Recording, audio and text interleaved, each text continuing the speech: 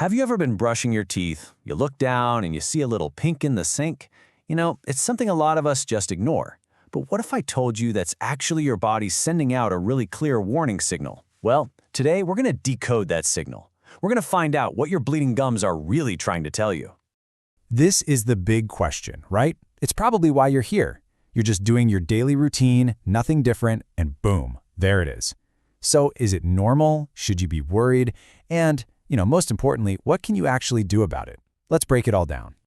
All right, let's start right there with that exact moment, what we're calling the pink in the sink.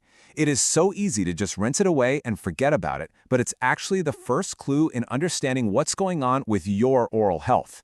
Yeah, think of it just like this. This isn't some random thing happening. It is a direct signal. It's literally your body waving a tiny red flag, trying its best to get your attention about a problem that's just getting started.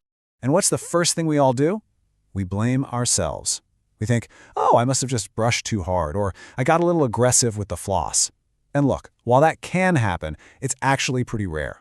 Way more often, that bleeding is a sign of some underlying inflammation that has nothing to do with how hard you're brushing. So, that inflammation? It has a name: gingivitis. And yeah, it's the earliest stage of gum disease. But listen, the most important word on this slide by far is reversible. At this stage, the problem is 100% fixable. So, what is it exactly? Well, to put it simply, gingivitis is just when your gums get irritated and inflamed. And the bad guy in this story? It's a buildup of plaque, that sticky, kind of gross, invisible film of bacteria that's always forming on our teeth.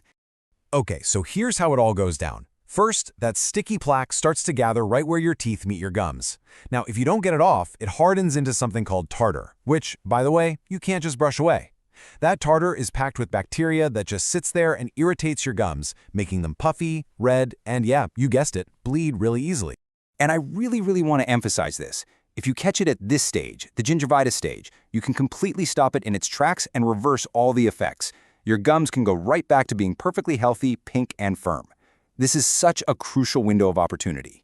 But, and this is a big but, here is the critical warning. If you ignore that little red flag, that pink in the sink, gingivitis doesn't just hang around. It can progress into something way more serious and, frankly, destructive. Just look at this comparison. It really puts everything into perspective. With gingivitis, you're only dealing with the gums, and it's totally reversible. But periodontitis, that's a whole different ballgame. It actually attacks the bone and the tissue that hold your teeth in your head, and the damage it does is permanent. It's the #1 reason adults end up losing their teeth.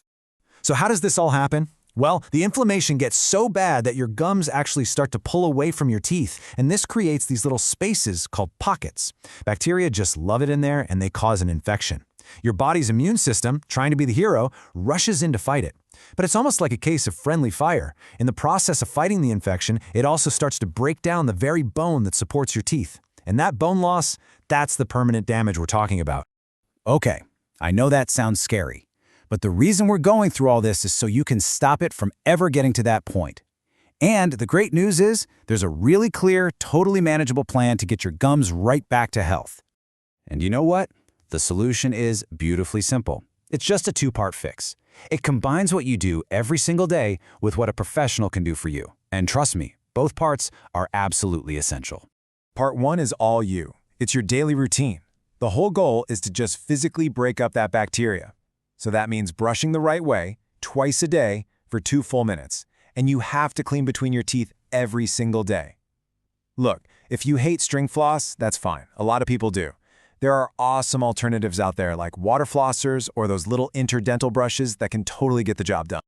All right, and part 2 is completely non-negotiable. Remember that hardened plaque we called tartar?